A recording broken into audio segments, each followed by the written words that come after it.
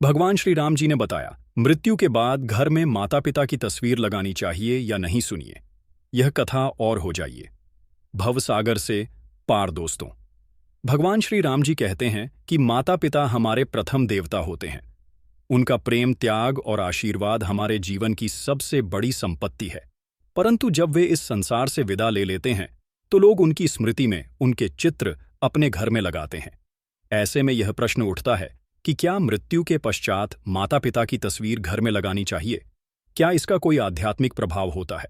आइए जानें भगवान श्री राम जी इस विषय में क्या कहते हैं। आज की इस अलौकिक कथा में भगवान श्री राम जी स्वयं एक भक्त को इस रहस्य से अवगत कराते हैं। यह प्राचीन समय की बात है। एक दिन देवर्षि नारद पृथ्वी भ्रमण पर निकले थे। तब उन्होंने देखा कि कुछ लोग किसी मृत व्यक्ति की चिता के पास खड़े होकर रो रहे हैं और मन ही मन दुखी हो रहे हैं। कुछ समय बाद उस मृत व्यक्ति के परिजनों ने उसका चित्र अपने घर में लगाया और उसके समक्ष बैठकर उसे स्मरण करने लगे। यह दृश्य देखकर देवर्षि नारद आश्चर्यचकित हो गए और सोचने लगे, जिस व्यक्ति की मृत्यु हो गई है उसके परिजन उसके चित्र को घर में क्यों लगा रहे हैं? वह अब इस संसार से मुक्त हो गया है, फिर उसके चित्र का घर में क्या प्रयोजन? क्या ऐसा करने से मृत व्यक्ति की कृपा प्राप्त होती है या इसका कोई और अर्थ है? देवर्षि नारद इस दृश्य को देखकर कुछ समझ नहीं पाए। अपने प्रश्नों के उत्तर पाने के लिए उन्होंने भगवान श्री हरि विष्णु जी के लोग वैकुंठ की ओर प्रस्थान किया। वहां पहुंचकर देवर्षि नारद ने भगवान श्री हरि विष्णु जी को प्रणाम किया। भगवान विष्णु जी ने देवर्षि नारद को देखकर समझ लिया कि आज वे किसी संदेह को लेकर पधारे हैं। तब भगवान विष्णु बोले, हे ब्रह्मनंदन देवर्षि नारद, आपका वैकुंठ लोक में स्वागत है। बताइए, आज किस उद्देश्य से आप यहां पधारे हैं? कौन सी चिंता आपको व्यथित कर रही है? निश्चय ही आज आप किसी शंका के समाधान हेतु यहां आए हैं। भगवान विष्णु जी की वाणी सुनकर देवर्षि नारद ने कहा, हे प्रभु, आज मैं आपसे यह जानने आया हूं कि पृथ्वी पर जब किसी व्यक्ति की मृत्यु हो जाती है तो उसके परिजन उसका चित्र अपने घर में क्यों लगाते हैं? क्या ऐसा करना उचित है? ऐसा करने से परिजनों को क्या लाभ होता है? क्या मृत व्यक्ति का आशीर्वाद उन पर बना रहता है? देवर्षि नारद की बात सुनकर भगवान श्री हरि विष्णु जी बोले, हे देवर्षि नारद, आज आपने एक अत्यंत महत्वपूर्ण प्रश्न पूछा है। आपके इस प्रश्न के उत्तर में समस्त मानव जाति का कल्याण छिपा हुआ है। अतः हे नारद, मैं आपको इस प्रश्न का उत्तर एक अलौकिक कथा के माध्यम से देता हूं। आप इस कथा को आरंभ से अंत तक ध्यानपूर्वक सुनिए, क्योंकि जो भी इस कथा को पूर्ण रूप से श्रवण करता है उस पर मेरी कृपा सदा बनी रहती है। देवर्षि नारद बोले, हे प्रभु, मैं आपको वचन देता हूं कि जब तक आप यह कथा सुनाएंगे मैं उसे पूर्ण श्रद्धा और ध्यान से सुनूंगा। कृपया अब मुझे वह कथा सुनाइए। तब भगवान श्री हरि विष्णु जी कथा आरंभ करते हुए बोले, हे ब्रह्मनंदन देवर्षि नारद, यह कथा समस्त संसार का कल्याण करने वाली है। यह बहुत प्राचीन काल की बात है, जब भारत में रामदास नामक एक युवक रहता था। रामदास भगवान श्री कृष्ण का परम भक्त था। वह सदा सच्चे धर्म का पालन करता और अपने माता पिता की सेवा करता था। समय धीरे धीरे बीतता गया और वह अपने माता पिता के साथ एक सुखमय जीवन व्यतीत कर रहा था। रामदास की पत्नी का नाम साधना था। साधना भी एक चरित्रवान, धर्मनिष्ठ और पतिव्रता स्त्री थी। रामदास अत्यंत परिश्रमी था। वह दिन भर श्रद्धा से परिश्रम करता और जो कुछ कमाता उससे अपने परिवार का पालन पोषण करता। उसे अपने माता पिता से अत्यंत प्रेम था। फिर एक दिन अचानक उसके माता पिता का निधन हो गया। रामदास अत्यंत दुखी हो गया। माता पिता के अंतिम संस्कार के पश्चात उसने उनके बड़े चित्र घर के पूजा स्थल में स्थापित कर दिए और प्रतिदिन उनकी पूजा करने लगा। अब उसका जीवन माता पिता की पूजा करते हुए बीतने लगा। कुछ सप्ताह बाद उसके जीवन में अजीब घटनाएं घटने लगीं। मानसिक अशांति बढ़ने लगी, घर में कलह होने लगी और वह सपनों में विचित्र दृश्य देखने लगा। अब उसका अपनी पत्नी साधना से प्रतिदिन झगड़ा होने लगा। रामदास का मन पूरी तरह से अशांत हो गया। एक दिन वह गंगा के तट पर बैठकर रोने लगा। वहां गंगा किनारे श्री कृष्ण का एक मंदिर था। वह श्रद्धा के साथ उस मंदिर में गया और भगवान श्री कृष्ण के सामने बैठकर प्रार्थना करने लगा। वह कहने लगा, हे श्री कृष्ण, हे मुरलीधर, मुझे मार्ग दिखाइए। मैं अपने माता पिता की पूजा करके उन्हें श्रद्धांजलि अर्पित कर रहा हूं, फिर भी मेरे जीवन में इतना अशांति क्यों है? वह सच्चे हृदय से भगवान श्री कृष्ण से प्रार्थना कर रहा था। तभी वहां एक दिव्य प्रकाश प्रकट हुआ। चारों ओर दिव्य सुगंध फैल गई और भगवान श्री कृष्ण प्रकट हुए। उनकी आंखों में करुणा थी और स्वर अत्यंत शांत था। श्री कृष्ण को सामने देखकर रामदास स्तब्ध रह गया। उसे विश्वास नहीं हुआ कि स्वयं भगवान श्री कृष्ण उसे दर्शन दे रहे हैं। फिर कुछ साहस जुटाकर वह बोला, हे प्रभु, आज आपका दर्शन पाकर मेरा जीवन सफल हो गया। अब मेरे मन में कोई संशय नहीं रहा, किंतु मैं यह जानना चाहता हूं कि मेरे जीवन में यह क्लेश क्यों आया, जबकि मैं तो अपने माता पिता की पूजा करता हूं। भगवान श्री कृष्ण बोले, हे पुत्र रामदास, निसंदेह तुम्हारी भक्ति और प्रेम महान है। तुम्हारे हृदय में अपने माता पिता के लिए जो भाव है वे पूजनीय है, किंतु जो तुमने अज्ञानवश किया वह न केवल आत्मा को बांधता है बल्कि तुम्हारे जीवन में पीड़ा भी लाता है। जब कोई अपने प्रियजनों को खोता है, विशेषकर माता पिता को, तो उन्हें याद करना और सम्मान देना उचित है, किंतु कुछ नियम और मर्यादाएं हैं जिन्हें हर मनुष्य को जानना आवश्यक है। हे पुत्र, जब कोई आत्मा इस शरीर को छोड़ती है तब उसका उद्देश्य होता है अगले जन्म की ओर बढ़ना और उस यात्रा को पूर्ण करना जो ब्रह्मांड ने उसके लिए निर्धारित की है। लेकिन जब हम उस आत्मा के चित्र को पूजा स्थल में रखकर प्रतिदिन दीप जलाते हैं, फूल अर्पित करते हैं, तो यह प्रेम एक बंधन बन जाता है जो हमारे प्रेम के कारण उसी भावना में अटक जाती है। भक्ति दिखाओ पर उन्हें प्रेम से मुक्त करो, उन्हें बांधो नहीं, उन्हें आशीर्वाद के साथ विदा करो, प्रार्थना करो, लेकिन पकड़ो नहीं, क्योंकि सच्चा प्रेम वही है जो आत्मा की मुक्ति चाहता है, न कि उसे अपने मुंह में फंसाए। भगवान श्री कृष्ण ने शांत स्वर में कहा, हे पुत्र, यह जानना हर गृहस्थ के लिए आवश्यक है कि जिस स्थान पर भगवान की ऊर्जा होती है, जहां मंत्रों की ध्वनि गूंजती है, जहां दीपक की ज्योति आत्मा को परमात्मा से जोड़ती है, वहां मृत व्यक्तियों के चित्र नहीं लगाए जाते, क्योंकि वह स्थान आत्मा की मुक्ति का केंद्र होता है, न कि बंधन का। जब हम पूजा स्थल में पितरों के चित्र लगाते हैं तो अनजाने में हम दो अलग अलग शक्तियों को एक स्थान पर जोड़ देते हैं।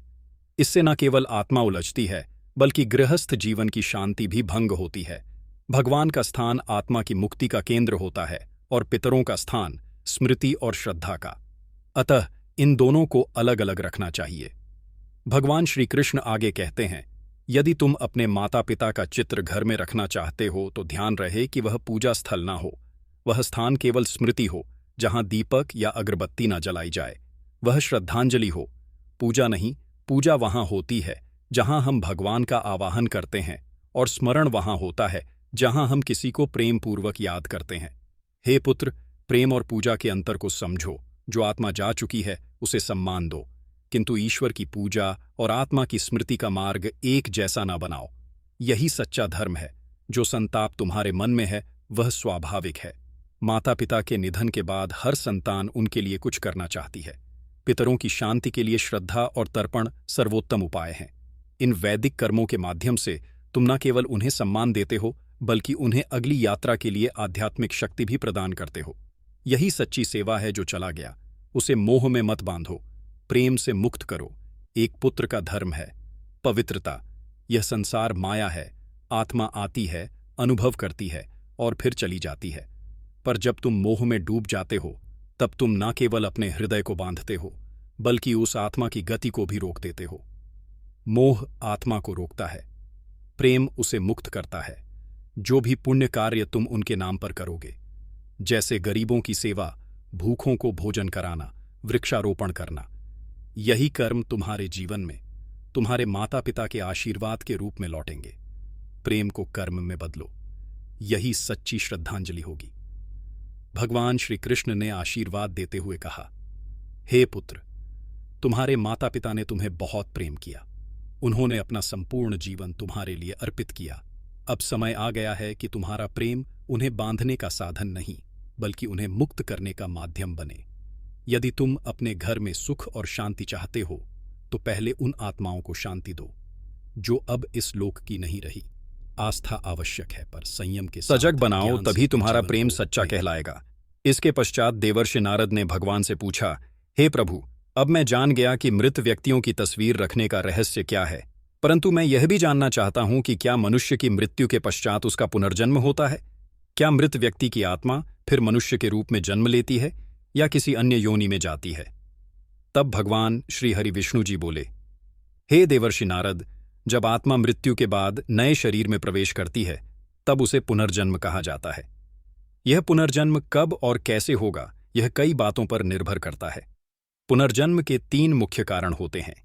एक, संचित कर्म, पिछले सभी जन्मों के कर्मों का भंडार। 2, प्रारब्ध कर्म, वर्तमान जन्म में जो सुख दुख मिलते हैं वे पूर्व जन्म के कर्मों से निर्धारित होते हैं। 3, क्रमाण कर्म, इस जन्म में जो कर्म किए जाते हैं वे भविष्य के जन्मों को प्रभावित करते हैं। जब मनुष्य मरता है तो उसकी आत्मा तुरंत पुनर्जन्म नहीं लेती। यह आत्मा 3 चरणों से गुजरती है। एक, प्रेत योनि, जहां आत्मा कुछ समय तक शरीर के अभाव को नहीं समझ पाती। 2, यमलोक यात्रा, यमदूत आत्मा को यमराज के पास ले जाते हैं। चित्रगुप्त आत्मा के कर्मों का लेखा जोखा प्रस्तुत करते हैं।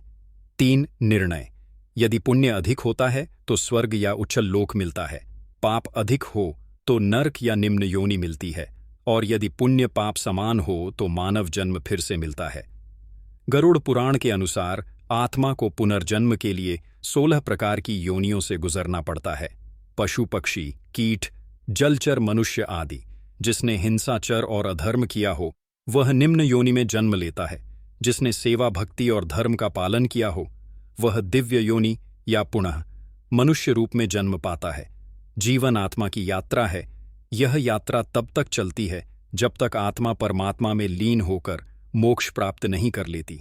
अतः पुनर्जन्म केवल शरीर बदलना नहीं बल्कि आत्मा की सनातन यात्रा का दर्शन है। यदि कोई व्यक्ति बहुत अधिक पाप करता है तो वह अगले जन्म में पशु की या राक्षस बनता है। यदि कोई व्यक्ति बहुत अधिक पुण्य करता है तो मृत्यु के पश्चात स्वर्ग को प्राप्त करता है, और यदि कोई व्यक्ति इसके विपरीत आचरण करता है अर्थात घोर पाप करता है तो उसे मेरे ही आदेश से नरक में अनेक वर्षों तक कठोर दंड दिया जाता है तथा उसे नरक की भयंकर यंत्रणाएं सहनी पड़ती हैं। आगे भगवान श्री हरि विष्णु जी कहते हैं, हे देवर्षि नारद, दूसरा कारण है मृत्यु के समय व्यक्ति की मानसिक अवस्था। इस विषय में तीनों लोकों के स्वामी भगवान शिव जी कहते हैं कि मृत्यु के समय जिस भाव में व्यक्ति होता है वही भाव उसके अगले जन्म को निर्धारित करता है। यदि कोई व्यक्ति मृत्यु के समय भगवान का स्मरण करता हुआ अपने प्राण त्यागता है तो वह मोक्ष को प्राप्त करता है, परंतु यदि कोई व्यक्ति सांसारिक इच्छाओं, क्रोध, मोह या काम में डूबा हुआ शरीर त्यागता है तो वह उन्हीं भावों के अनुसार पुनर्जन्म प्राप्त करता है। फिर भगवान श्री हरि विष्णु जी आगे कहते हैं, हे देवर्षि नारद, अब मुझे आशा है कि तुम्हारे सभी प्रश्नों के उत्तर तुम्हें प्राप्त हो गए हैं। देवर्षि नारद जी कहते हैं, हे प्रभु, आपके मुख से यह उत्तर पाकर मैं कृतार्थ हो गया। अब मैं इन दिव्य ज्ञान को तीनों लोकों में प्रचारित करूंगा। इसके पश्चात देवर्षि नारद जी ने भगवान श्री हरि विष्णु जी को प्रणाम किया और पुनः भ्रमण के लिए निकल पड़े। इस कथा से हमें यह शिक्षा मिलती है कि माता पिता की आत्मा को बांधना नहीं चाहिए बल्कि उन्हें प्रेम पूर्वक मुक्त करना चाहिए। पूजा स्थल में केवल भगवान का ही चित्र होना चाहिए। यदि मृत व्यक्ति का चित्र लगाना हो तो उसे पूज्य न बनाएं, केवल स्मृति स्वरूप रखें। श्राद्ध, तर्पण और सेवा, इन्हीं के माध्यम से सच्ची श्रद्धांजलि दी जा सकती है। मृत आत्माओं को मोह से नहीं, समर्पण और प्रेम से विदा करना ही हमारा कर्तव्य है। यही सच्चे पुत्र का धर्म है। यह दिव्य शिक्षा हमें भगवान श्री राम जी देते हैं कि को बंधन मत बनने दो। जो इस संसार से जा चुका है उसे अपने आंसुओं से बांधो नहीं, अपितु अपने आशीर्वाद और शुभकामनाओं से मुक्त करो, क्योंकि आत्मा का अंतिम लक्ष्य भगवान की ओर यात्रा करना है। और सच्चा प्रेम वही है जो आत्मा की उस यात्रा में बाधा नहीं बल्कि मार्गदर्शन बनता है। आशा है आपको यह कथा पसंद आई होगी। इसे अपने परिवार के सभी लोगों तक पहुंचाएं, जिससे सभी का कल्याण हो। जो भी इस कथा को प्रारंभ से अंत तक श्रद्धा और ध्यान से सुनेगा उसे भगवान श्री राम जी, भगवान श्री कृष्ण जी और भगवान श्री हरि विष्णु जी की विशेष कृपा अवश्य प्राप्त होगी। ईश्वर की कृपा सदा आप सब पर बनी रहे। आप सभी का हृदय से धन्यवाद। प्रेम से बोलिए जय श्री हरि विष्णु। ऐसे ही और भी रोचक और आध्यात्मिक वीडियो के लिए चैनल को सब्सक्राइब कर लें। दोस्तों, आपको यह कथा कैसी लगी कृपया कमेंट करके ज़रूर बताएं। वीडियो पसंद आया हो तो लाइक करें और अपने दोस्तों के साथ शेयर करें। कमेंट बॉक्स में जय श्री राम लिखना ना भूलें। फिर मिलते हैं एक और दिलचस्प वीडियो के साथ। धन्यवाद। जय श्री कृष्ण।